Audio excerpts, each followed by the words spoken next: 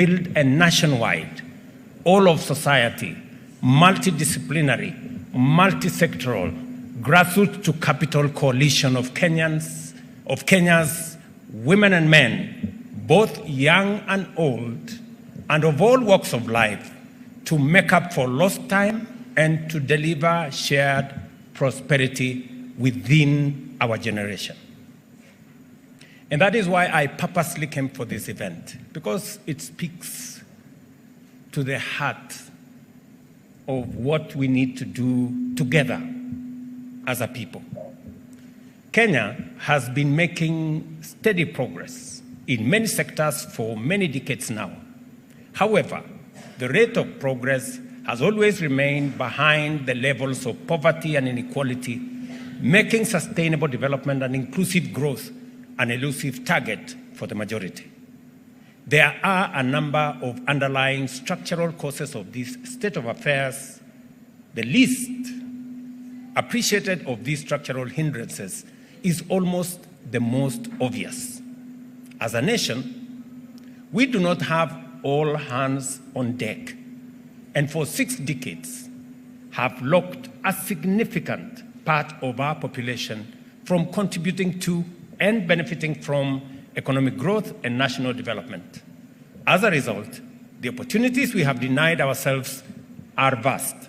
The cost of this persistent and systemic omission is huge, and the negative impact on the people, especially the most vulnerable, is immense.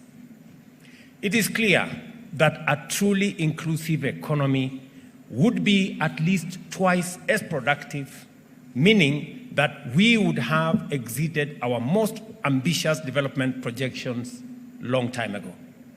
We can accelerate our progress to become an industrialized, high-income economy by radically enhancing the inclusion and participation of women in leadership. And speaking about women and participation in our country, even when we speak even about politics alone, despite that we have few women elected, majority of voters in Kenya are women. So there is no doubt as to whether women participate in politics or not, because they do.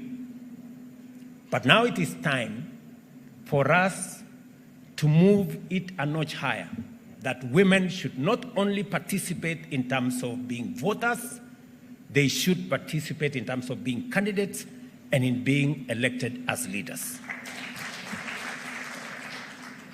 And it is not just politically correct to say we should have women leaders. It is the constitutional thing to do, and it is the moral imperative that we must aspire to achieve.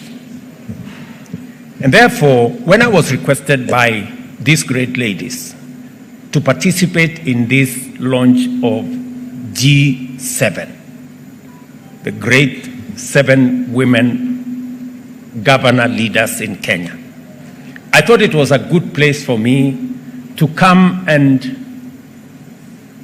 ask us as a nation to recognize the participation of women.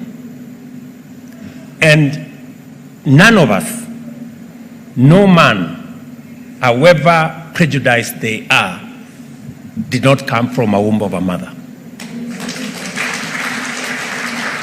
We may be whatever we are, we may be strong, we may be opinionated, we may even have issues of prejudice, but the basic fact is that we were born by women. So just that recognition alone should give us the courage and the inspiration to support women in Kenya.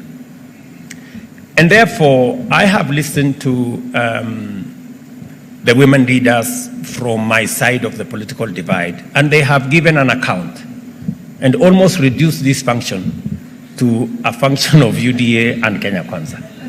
But it is because they They know that it takes courage, it takes a lot of support to get matters gender appreciated by our society now. But let me encourage you that what the women governors are doing, they are doing more campaign than any campaign can be done. In the good job they are doing in their counties, they are not only inspiring other women to be leaders, but they are making it easier for the country to elect women the next time round. So, Your Excellencies, governors who are women in our midst, you owe it to the women of Kenya to shine. Because in you shining, you encourage the country to vote for more women. And I am very proud of these women, great leaders. Anne Waiguru seated here. My dear sister says, Barire, who is here, Gladys Wanga, Susan Kehika, Fatuma Achani, and Kawira Mwangaza, and of course, Wavinya Ndeti. These women, and allow me to say that, have demonstrated great integrity, understanding of what they need to do. And I have always gone out of my way to facilitate them, to support them whenever I can. And I want to promise that that is going to continue. That is going to continue. I know that some of the accounts they have given. Let me say three things. Number one, women are very reliable. When I ran into political turbulence as deputy president, more women stood by me than men in my team. And that is a fact. In the last election, for some reason, more women voted for me than men.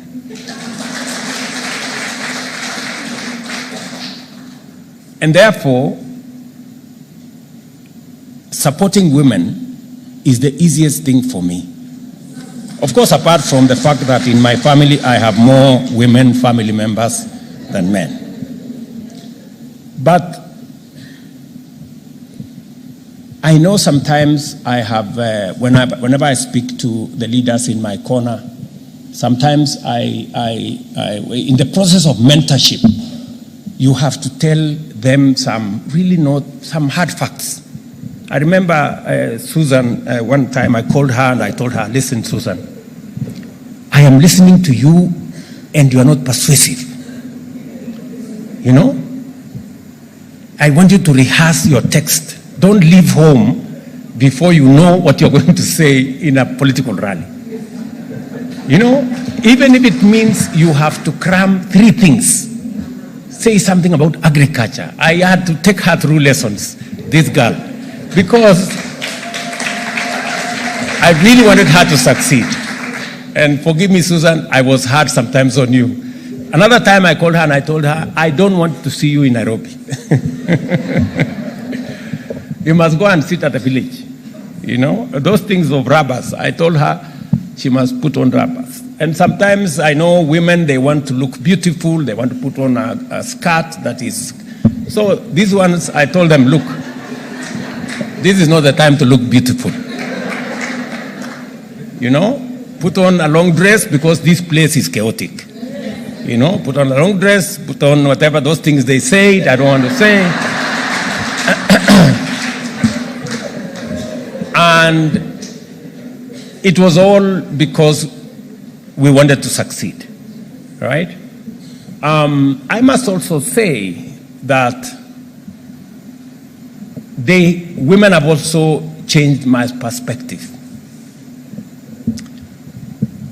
Let me give you 2 examples. Anne Waiguru, when we had you know, we had a time in our politics, in the side of the politics we were, and it was time to make very difficult decisions, whether to go this way or to remain that way.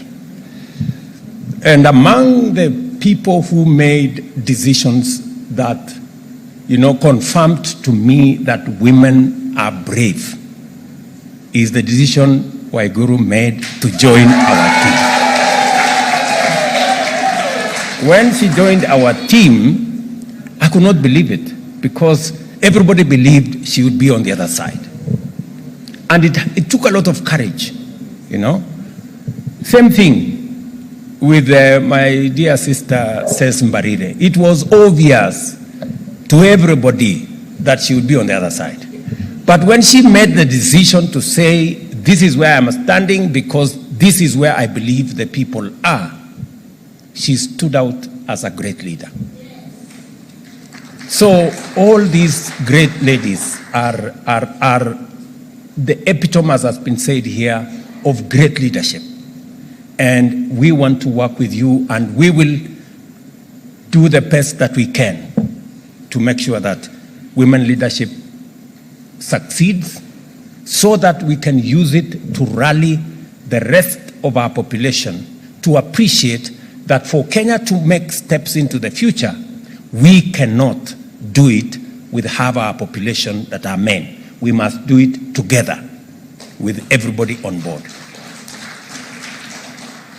That's why the bottom-up economic transformation agenda identifies working conditions, including unpaid care work, exclusion from decision-making, risk of gender-based violence, low access to adequate health care, vulnerability to the effects of pollution, environmental degradation and climate change, as well as early marriages and childhood pregnancies as contributing factors to minimal participation of women in key sectors of our economy. Yesterday, as I supported First Lady, I